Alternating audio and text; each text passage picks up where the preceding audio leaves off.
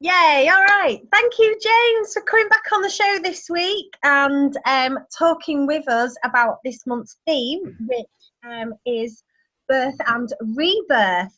And I've been feeling a little bit that I've been going through a bit of a rebirth time just recently. And sort of the energy that I'm picking up from the people around me as well is that we're all sort of going through this kind of quite challenging for some people, but a bit of a rebirth kind of month almost. Like January felt like it was very much about self-care and about putting some things in place to bring about more feelings of positivity and peace in these quite difficult, challenging times. And this month really feels a lot about rebirth. And I know from a philosophical point of view, this is something that you talk about quite a lot, this kind of rebirth process. Tell me a little bit more about that. Yeah, I think that certainly this time of year, we've just gone through, or we're in winter really, and there's less sunlight. It is a more challenging time of year. And I think certainly people, friends and students I've been talking to the last few weeks, seems a lot of people are ill, a lot of people are low on energy and just finding it quite challenging at the minute. And so on that level, there's this cyclical death process that all of nature goes through. And of course, then that gives space for rebirth. And for me, the way I understand rebirth is that we die many times in our lives. You know, it's death to the old self, death to the old definitions and beliefs that we hold and we carry. And we essentially reinvent ourselves, we rebirth ourselves with new ideas and this grander vision of who we are and what we can become. So yeah, certainly this time of year, it can be a challenging time. And I find it difficult with less sunlight, and obviously vitamin D levels are low, and that does affect your serotonin levels, it affects your immune system, it affects your overall health, your overall sense of well-being. And I guess it does bring us into that hibernation state, or that place where we can start to shed things and shed old patterns. And as we move into the spring, start to kind of have that new energy and that rebirth. And yeah, look at how we can start to redefine ourselves, what baggage we can let go of, what have we let go of during the winter on a psychological, emotional level, those traumas and those memories and those experiences, and reinvent ourselves, essentially be lighter and more expansive. James, you've just reminded me of something that is one of my favourite. It's a prayer, but it's one of my favourite prayers to use as a part of my daily meditation practice. And I'm sure you'll know it, but it's the St. Francis prayer. Do you know it? All right, go on. You'll have to say a little bit. It starts with make me a channel of thy peace. And it says, where there is hatred, may I bring love. Where there is wrong, may I bring the spirit of forgiveness. Where there is discord, may I bring harmony. Where there is error, may I bring truth. Where there is doubt, may I bring faith. And where there is despair, may I bring hope. But where there are shadows, may I bring light. And where there is sadness, may I bring joy. And then it says, may I seek to comfort others rather than to comfort myself. May I seek to understand others as opposed to searching or trying to be understood.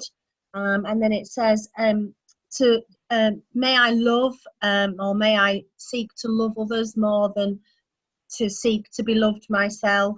And then it says this, it says, for it is by self-forgetting that one finds, it's by forgiving that one is forgiven.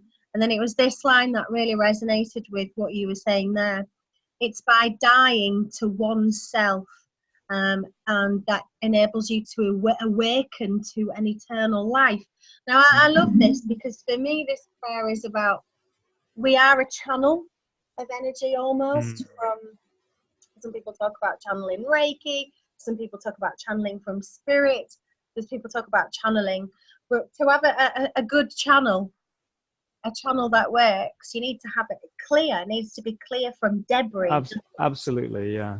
And if I want to bring love and joy and peace and forgiveness and all those things, but it's going to be really difficult for me to do that if that channel is full of debris, it's full of old behaviors that are not helpful to us. If it's if it's clogged up with leaves and twigs and branches and I don't know, maybe a dead rat in there as well. Who knows? Not going to work very well. No, and it is quite literal what you're saying there, is because the body obviously builds up in toxicity. In Ayurveda, we call it ama, and it's essentially primarily referring to like the gut and how, they say that even you've got your mother's breast milk in your gut still from being like a baby. And so all the gut, the colon, the GI tract, but primarily the colon, it gets filled with this mucoid plaque, and the colon becomes narrower and narrower and narrower, and we become more bunged up, if you like. And the gut is the main part of your immune system. And and then we get things like leaky gut, or we have fermentation. We can get things like candida and parasites. And the way I understand it is, and this is what they talk about in the East, is there's a religion called Jainism. It's not very common or famous because they don't have missionaries, but Gandhi was very much influenced by the Jainism. It's all about non-violence and non-harm. But they see karma as like a sticky substance that literally weighs down the soul. And karma and these past traumas that we have, they leave a mark in the body. And so, in yoga and Chinese medicine, we see that the colon and the lungs are how we release, how we let go, how we shed the past. And so we're holding all this junk in the body, literally from childhood. And so a really awesome thing to do in the spring is do cleanses, colon cleanses, colonic hydrotherapy, and take various supplements that can help cleanse the gut. I've also done a number of liver cleanses with the Andreas Moritz method, and kidney cleanses, taking kidney teas and things like that. But that's exactly it.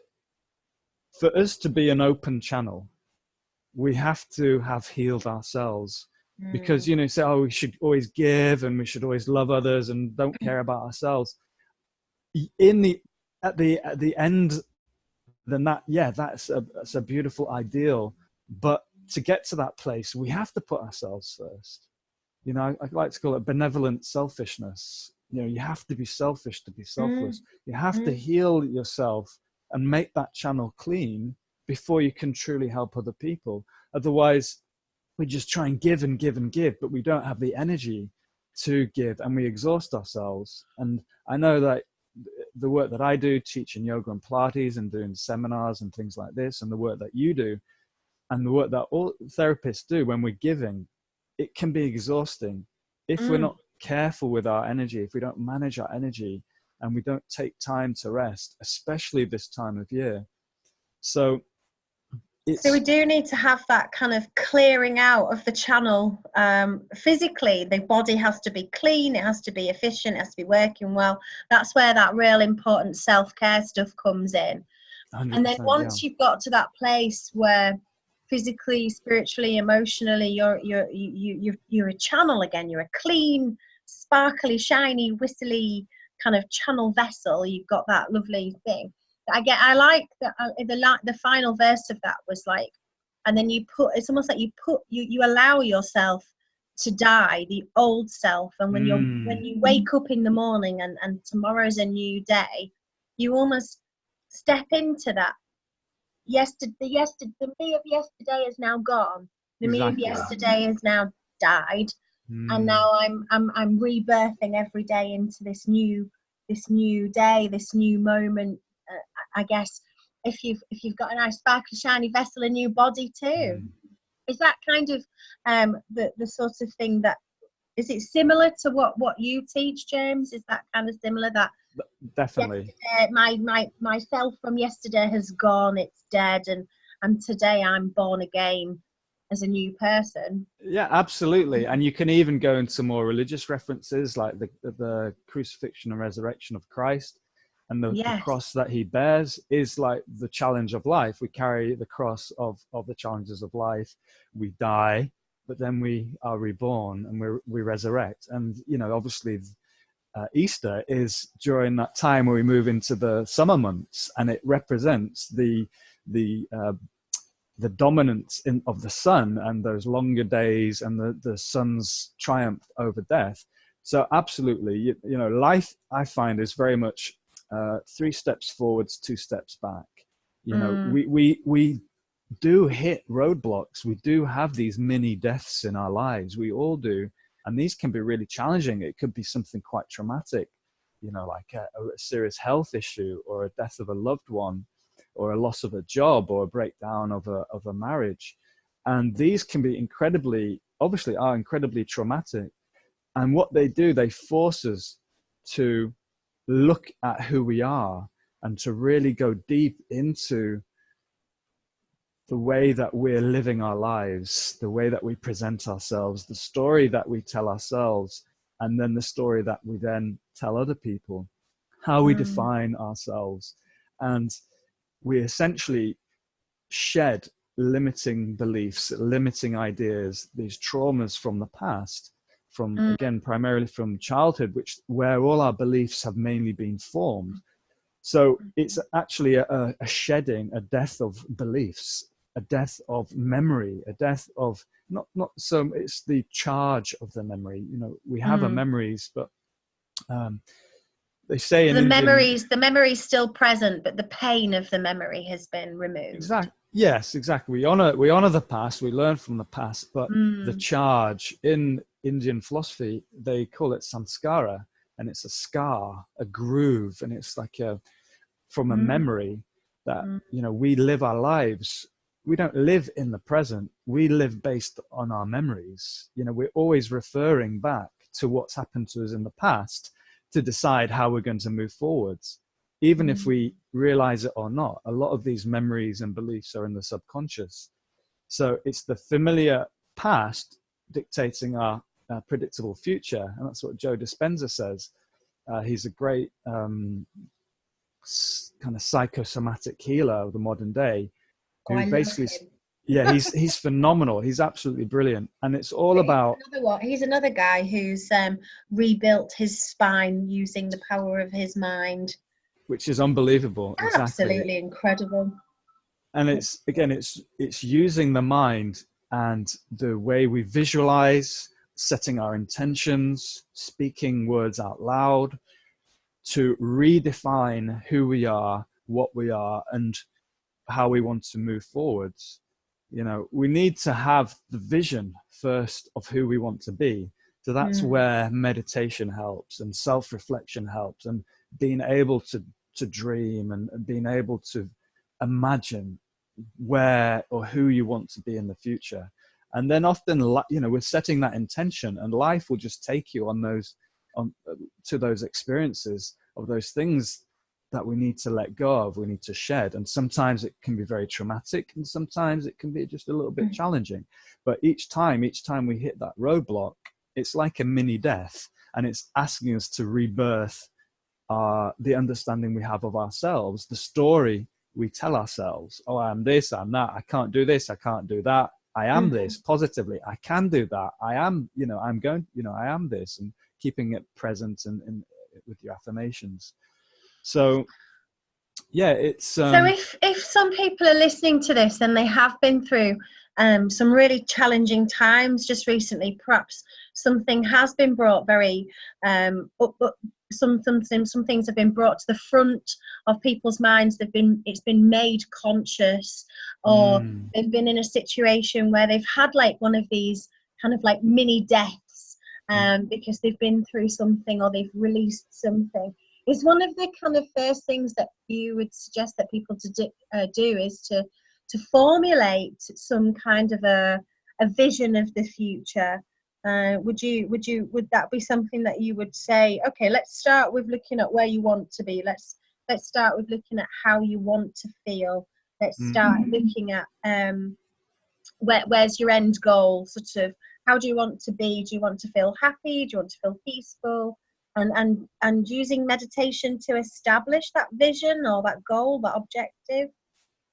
Absolutely, you can do it in many ways. I've probably got about 6 whiteboards in my house, 6 or 7 whiteboards with all sorts of lists and all sorts of statements and affirmations, and I think that's a really powerful way. So again, and you can have like your to-do board, like say you've got, say for example, 2 to-do boards. One is just those immediate tasks, and the other one is the bigger tasks, the things that can lead to your healing. And then I've got on another piece of paper the goals for the next 6 months of areas of one of those. I got some of those. They're like whiteboards, but they stick to the wall. All right. You can move them around, and they come. It's like a roll of plastic, but they stick and they're great because you can take them up, move them around, and you've always got your like portable whiteboard. And I've got it's called my Dream Big piece of paper, and on that piece of paper is where I put all my big dreams, all the things I really want, all the perfect things I want to feel and experience. And then on the other ones, I've got my kind of plans and my objectives and my to-do list. Is that kind of the sort of thing that you're talking about in your? I thought I was the only one who had white. Yeah, no, that's exactly what I'm talking about, and that's great. And you can, the thing is, you can do it for so many different areas. So you've got your to-do list, more like your day-to-day work. Then I've got like plans for the next 6 months, areas of healing that I want to achieve or things that I want to achieve. And then probably the most important one is the one where I've probably written down about 12 statements. I am this, I am that, I do this, I do that. It's present tense affirmations. And that's in my sort of meditation room. And so that's probably the room I spend most time in. So that's the room, and I do exercise. I'm not just meditating as well. That's just like 12 hours a day meditating. But anyway, I can see those statements. And even if I'm not consciously reading them, they're going into my subconscious. And it's ultimately about reprogramming the subconscious. So, and that could be something like, I am happy, I am abundant, I am this, that, the other. And if you know areas where you have challenges, where you have these scars, these traumas, these beliefs where you can be quite self-sabotaging or some negative beliefs. And we understand that through self-inquiry, really getting to know who you are, looking at your parents, what belief systems or what attitudes have you inherited from your parents? How do you deal with stress? What's your relationship like with money and abundance? Are you happy? Do you believe you have the right to be happy? Do you have the right to be loved? Do you deserve love? These kinds of things. And when you understand where you maybe have those little weaknesses of those areas of those scars that lead to the negative thoughts, because you just need to essentially look at the kind of thoughts that you have day to day. And if there's a negative thought, it needs to be replaced with a positive thought. So writing those positive thoughts on a board and maybe reading them once or twice a day and just putting it in a room that you're going to see it. You don't have to consciously go and find that board, but it's there in the living room or there, just very obvious to see. And then, you're going to start to redefine, and it is a definition, how you define yourself. And that will lead to how you present yourself to other people, because as you start to believe, you start to act, speak, and behave in a different way, and people will start to then feel that. And so we're essentially looking to find the areas of challenge and then rewire through affirmations. There are other ways we can do this. Meditation helps, but ultimately maybe even more effective ways, going into doing some sort of hypnotherapy, where if we know where the areas of our lives that have caused these negative beliefs and thoughts and emotions, then we go back into the past and we can work to heal and to visualize through hypnotherapy, through shamanic journeying, through meditation. And we can go back to the child who is upset, because it's normally goes down to abandonment. Mum wasn't around, dad wasn't around, and some other things there. So that's the root chakra, the root cause. And we say these things with no judgment at all, because we know that parents do the absolute best they can with the resources that they've got at that time.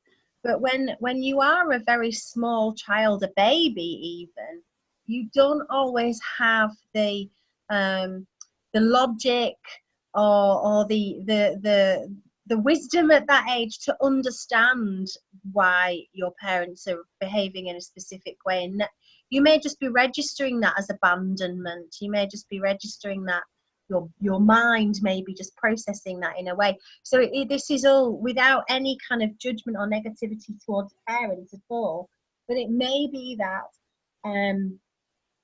that kind of that small child, or as a small child, you experience some pain, some trauma, some negative emotions, and that you're still carrying that with you now. I know I do a lot of inner child work, really that part of people, and I know that I tend to use a lot of that kind of work with people who've got problems with addiction, be it sugar addiction, chocolate addiction, or cigarettes, or other substances, and that level of pain from childhood can disconnect you from yourself. So it's difficult to know why you're responding. It can be sometimes that you're responding and then you're thinking, I didn't like how I responded there. I responded in an angry or a painful way, and it didn't feel good to me, and I don't know why. And it can be sometimes really difficult to hear the thought in your mind if it's a negative thought that's going to turn into, say, anger. It's sometimes difficult to hear those thoughts if you are a bit disconnected, and that kind of that inner child work really helps you to heal and reconnect, so that you can hear that angry voice in your mind. And when you got to the point where you can hear what your own mind is saying, then you can then choose how you respond, and that feels more calm, it feels more peaceful, and it feels more in control.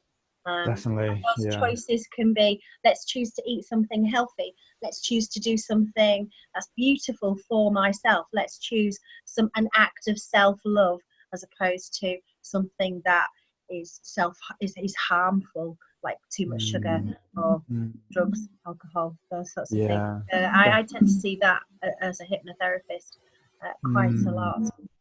But it is absolutely beautiful to be able to guide people with those techniques, and guide them to a place where they can heal themselves. Absolutely. Beautiful job. And then if you are going through a transformational time, if you are having those tough times, it's great to reach out and know that these therapies are here. And I think you brought up a really good point, that there's no blame to parents, and I think it can be, we can carry resentment, but recognizing that exactly our parents did the best that they could based on their story. Best. And I think forgiveness is what it boils down to. Forgiving our parents, accepting our parents and our childhood and what happened to us, and understanding it's that understanding of our parents' story and their background. And again, no one's perfect. I mean, to look after a child, there's going to be times where the baby feels abandoned, and it's not the fault of anyone, and so it can be very, very difficult. But so going back to that prayer again, we do need to forgive to have that vessel cleared. We need to forgive, forgiveness and have a letting go. Yeah, exactly. That's what it is. It's forgiveness, letting go, acceptance. And as we let go of pain, trauma, those negative memories, then often we find also we have a physical healing, that we feel lighter, literally because we've gone through some sort of shift in health. And I see that a lot from having done a number of these cleanses. You often go through an emotional process as well. And different parts of the body relates to different chakras, to different psychological and emotional areas. And as we also doing Pilates, teaching Pilates, helping people who've got sometimes quite bad spine conditions or injuries, and they're in a lot of physical discomfort. And as you start to realign the body, the spine, the central nervous system, the skeleton, as you start to cleanse the gut, the liver, the kidneys, it has a knock-on effect, psychologically, where we're carrying less, we're less burdened with our own pain, with our own trauma. We become lighter, we become more open. And then exactly, we're able to help more, we're able to give more of ourselves because we're not carrying the same kind of trauma, the same kind of burden. And so, some people can go into martyr, kind of mentality where they just want to give. But, and like I said, end up exhausting themselves. And we all do it from time to time. It's just being in touch with your body, knowing, oh, I really need a holiday. I really need some time off. And I think especially these couple of months now, January, February, even in March, the weather can be so challenging. And it is this time naturally, seasonally of death that we have to be very gentle with ourselves. And if we can take some time out, go on holiday or go away for the weekend, get a new scenery, get out in the light and the sun, go for walks, and just really make sure that we're listening to how we're feeling, because we have to be extra careful, with our energy levels this time of year. Yeah, I think getting out and just soaking up sunshine at any opportunity. I look a little bit like a zebra today because I'm by a window and there's yeah, I've noticed that. Those Venetian blind things, and I've gone a bit stripy. You're all right now, but you were a little bit zebra-y before. I was quite enjoying being a bit zebra-y because I really feel my body was getting the light lapping up the sunshine there. And I think the sun is quite beautiful at this time of year when it's low. Everything has this kind of beautiful light, kind of almost a glow. But it's really important to get out into the sunshine, isn't it? As much as possible, yeah. As much as possible, and just for the vitamin D. Sunshine. Yeah, I mean, vitamin D is responsible for serotonin production. It boosts, if it's low, the immune system is down. It affects so many other functions in the body. So, serotonin makes us feel good, makes us feel happy, helps us to deal with stress and depression. So if the serotonin levels are low, vitamin D is low, our immune system is down, our mood is down, multiple other functions of the body are down. So again, extra reason why emotionally we're going to most likely go through more of a challenging death process, just due to the environment. But again, as you're saying, January, the focus was self-nurturing, listening to your body, being kind to yourself. And in that time where, say, you aren't doing quite as much, or you're spending a bit of time resting, that's when you can really potentially go into your psychological, emotional state and start to do some of this rebirthing, where you start to look at beliefs and definitions and start to see, what do you want for the summer? The solstices are two real important marker points: winter solstice, summer solstice. And at the center, we do fire ceremonies. So we have come together as a community. We have a fire, and we'll do a ceremony, and then we'll take it in turns to talk, if you want to talk, and we'll just say what it is. Certainly the winter solstice, what it is we want to let go of, what we want to release into the fire for these next 6 months. I know that was it just last weekend, it was the last full moon, correct me if I'm wrong, the last full moon of the decade, and the new moon of the new year for the Chinese New Year. Yeah. Is it the year of the rat now? Year of the rat, yeah, exactly. Yeah, I remembered. So, and again, we've had, that felt like more of a new year for me. Like, I don't know if you found that, but it just seems like in the middle of January, you sort of have certain endings, even though we start back up at the start of January. But so certainly last Saturday, again, we had a fire ceremony, and we had a gong healing at the center, and it was so powerful being around the fire. Again, people saying what it is, and some people were talking about things that are happening in their lives now. Some people are talking about things that happened in childhood. It's like, I release to the fire. This is the new year, Chinese New Year. And again, that's more related to astrology. We had the new moon in Aquarius. And so working with the elements, working with the seasons, working with the moon, new moon, full moon, these are all really powerful ways that we can connect to our natural cycle. And we can do some of these ceremonies, or, you know, whether it be a fire ceremony or whether it be just clearing out your house, you know, spring clean, or whether it be doing a spring clean is often very ceremonial. Yeah, exactly. But literally, you're clearing away the junk that you've gathered. Yeah. And whether it's internally or externally, it's all kind of the same at the end of the day, because it's all energy. So definitely clearing out stuff in your environment that's got an old frequency, it's from the past, old vibration, it's not serving you. But yeah, can all really help. So lots of different ways that we can release clear the past. Away the debris. Yeah, exactly. Release the past. Yeah. So forgiveness, acceptance, spring cleaning the house, or you know, having some kind of a detox, working on your body, your liver, your kidneys, literally clearing your digestive system as well, and allowing the body to feel cleaner on the inside and the outside. And I one of the things that I used to do, because you can't always attend a fire ceremony, or it might not be something that you're really kind of keen on, but one of the things that I do is you know, if you say something that you want to get rid of, or if you kind of make a promise to yourself, you're only about 11% likely to actually achieve that. But apparently if you write it down, it takes it from 11% to 77%. Serious? Wow. And more likely that you will achieve it. So I really like the idea of being more guaranteed. So if there are sort of things that you're doing, like, or if you have what we call limiting beliefs, these are those kind of things that a belief that you have about yourself that's not helpful. If you have any of those unhelpful thoughts, or if you're feeling quite negative, you can write it down on a piece of paper. Writing it down on a piece of paper, and then I quite often just get a candle or a match or a lighter or something, and just burn it.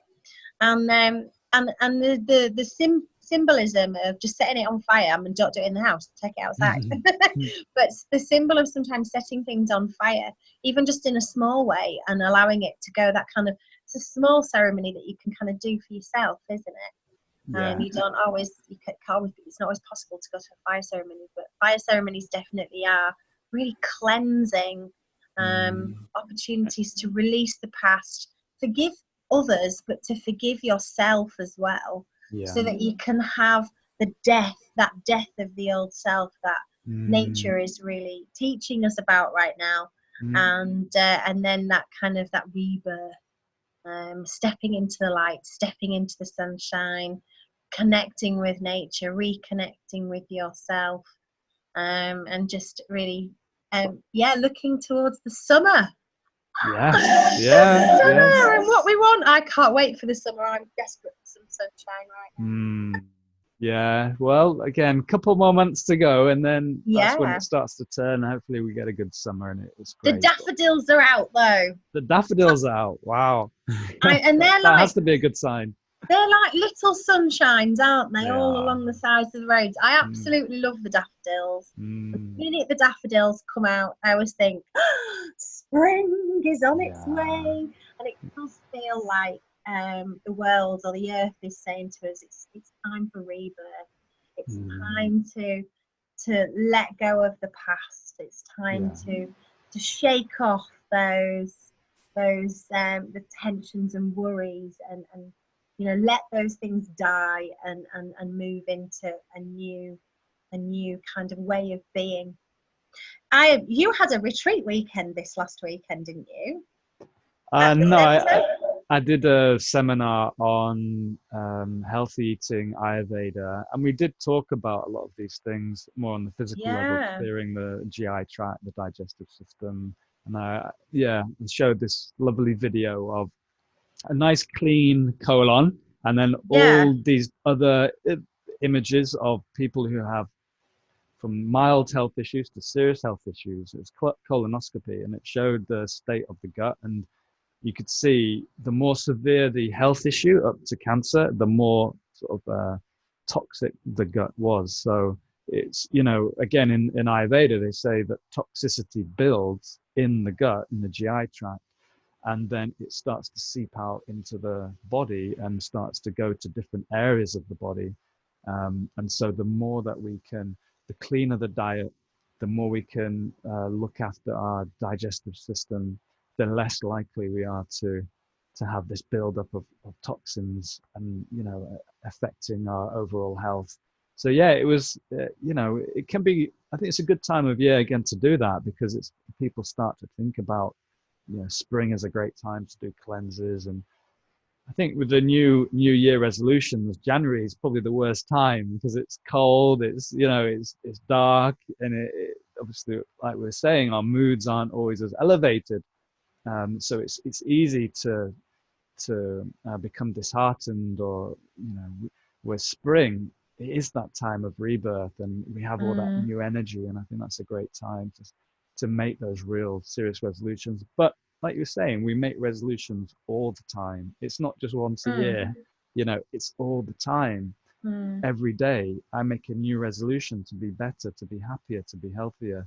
I make resolutions to let go of the past and to embrace, you know, these new ideas and ideals about who I want to be. So yeah, you know, we had a really nice weekend, or Saturday seminar, and, you know, it's great to see when students kind of adopt some of these practices and the transformation that they go through. And that's the encouraging thing for the kind of work that I do, and I'm sure that you do, is when you see people go through those rebirths and those transformations, and there's so much, almost like different people, you know, and the body does amazing, isn't it? change. You know, like they say, every 7 years, the body is literally completely different. The bones have changed. The whole body, you know, the whole body has is new, is renewed. So we're not the same person we were 7 years ago, 14 years ago, 20 We're not years even ago. made of the same cells, are we? Because, you know, Exactly. bits of us have dropped off.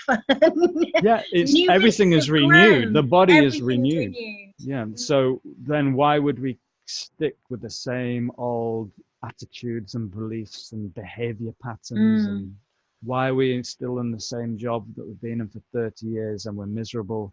You know, why are we doing the same thing? You know, it's that always looking to evolve. Like we evolve, we've evolved as a species to get here, but we also evolve in our life, you know, in our own individual lives. But you know, how can you evolve? How can you heal? How can you grow? And, you know, it does take time, and self-reflection, and speaking to people to, you know, to have a clearer idea of who you want to be. So for those people who are a bit like me and they feel like January was all about nurturing and self-care, because there's pointless setting any New Year's resolutions in January because it's too cold. And Well, it's not pointless, like I but was just needing to nurture and self-love. But now this the sun January was tough. Yeah, was it a was a tough tough one, wasn't January. it? Yeah. I think with all of the stuff that's going on in the world as well, I think the energy in the world in general felt quite sort of full of conflict, and I just wanted to self-nurture and self-care. But now I feel like I'm ready to have that rebirth process and to start preparing for the summer. It's a good time, isn't it, it's a good time to cleanse the body. It's a good time to work on letting go of things and put to death those things that are not helpful, and really step into a new day, a new life, a new you, that kind of rebirth process. If there's sort of if people are listening and feeling a bit like me, feeling a bit like that, they're in a tough situation, and they're either in a place where they're looking to put something to death, or they're in a position where they're looking to step into something new, what would be your guidance, like your top tips on kind of how to manage that situation and keep moving forward? Sure.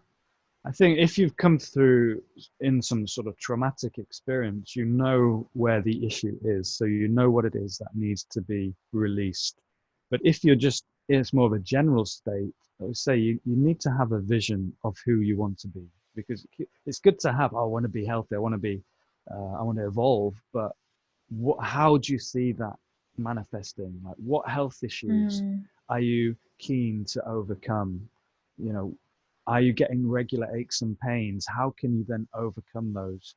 You know, are you happy in your work, in your job? You know, how could you grow your business, or how could you maybe get a promotion or change a job to do something that you love?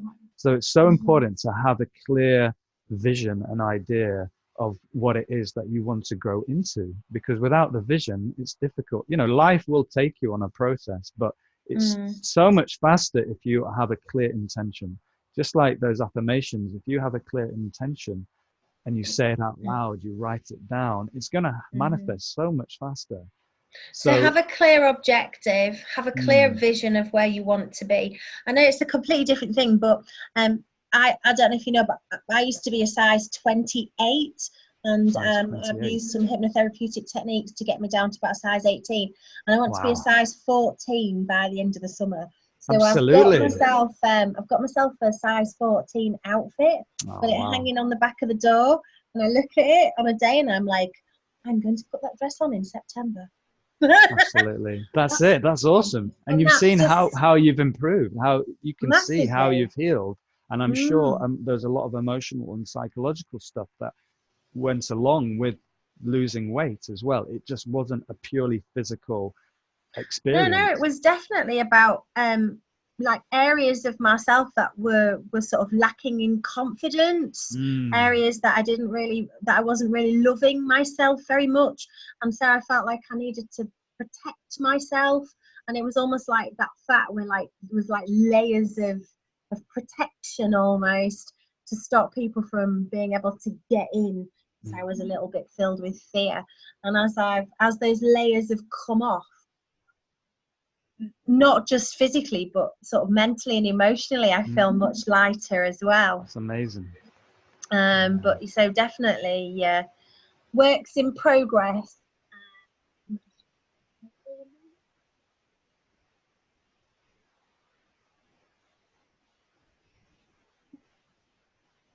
I'm in my clinic room in Harrogate today, so there's customers coming in and out.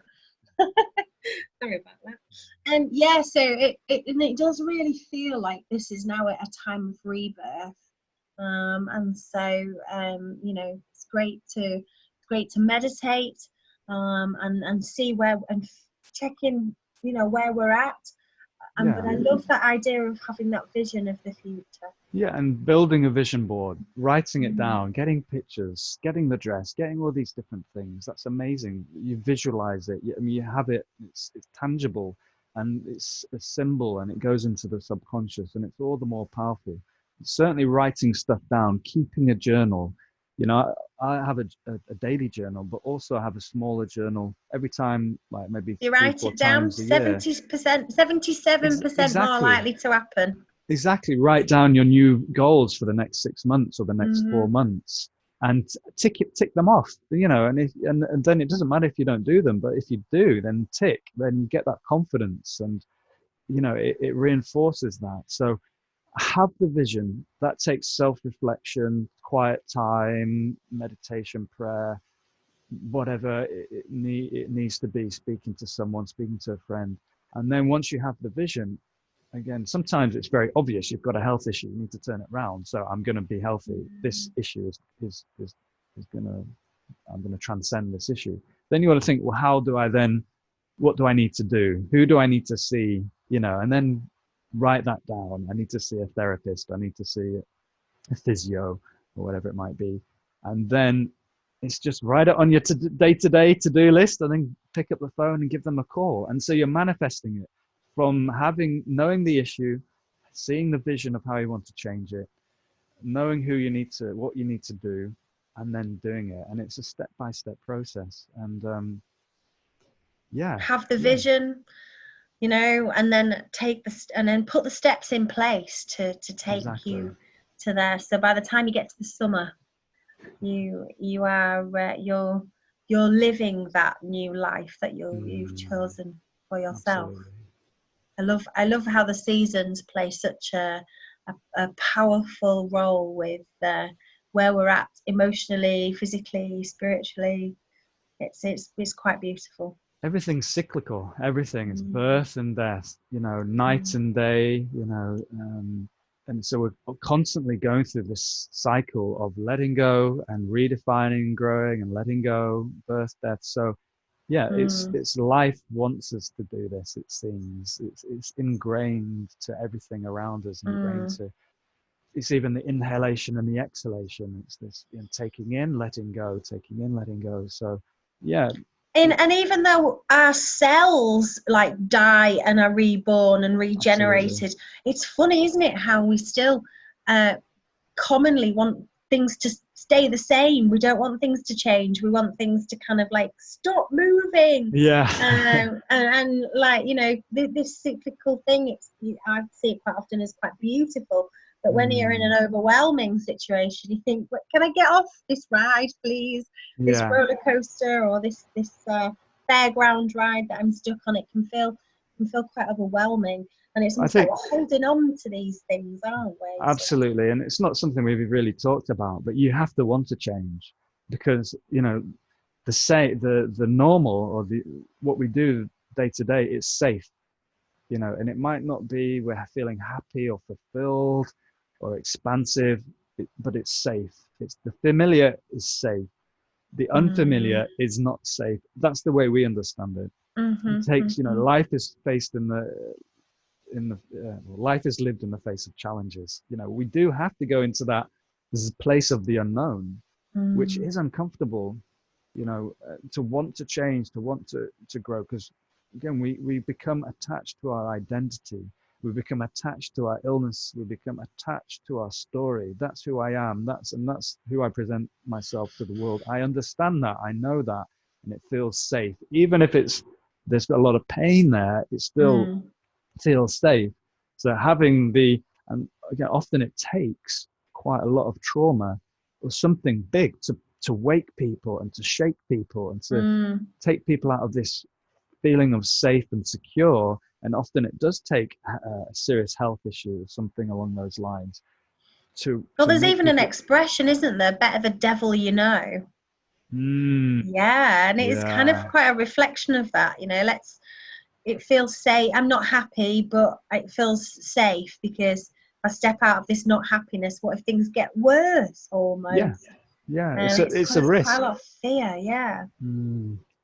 But I guess sometimes you have to hit that zero, that bottom of the barrel, you know, to fall off the cliff, to then say, right, I don't want to go back there again. I don't want to be that unhealthy, or I don't want to be that depressed, or I don't want to be in that horrible job, or I don't want to be there.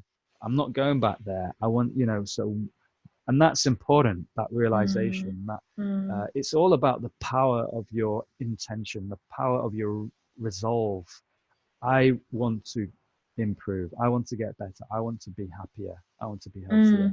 But having that true resolve, and we need to be kind of, again, have something that challenges us to want to then evolve and improve ourselves. Otherwise, you know, and it's fine. If you don't want to, then it's fine. You know, that's your path and that's your path. But I think probably a lot of people listening to this are people who want to grow and evolve and heal. And that's a really wonderful and important desire. I'd say it's the main meaning of life, really, to experience life and to grow and evolve.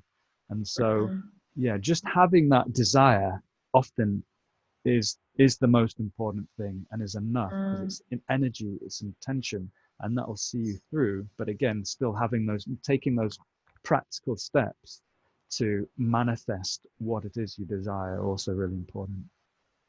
So have the vision, have the objective, have the goal, create your have your intention, that energetic quality of intention, that powerful force, and then be brave, have courage, and just go for it. Take the step into the unknown, embrace the fear, have some acceptance of that stepping into. Pick up the phone, make that phone call.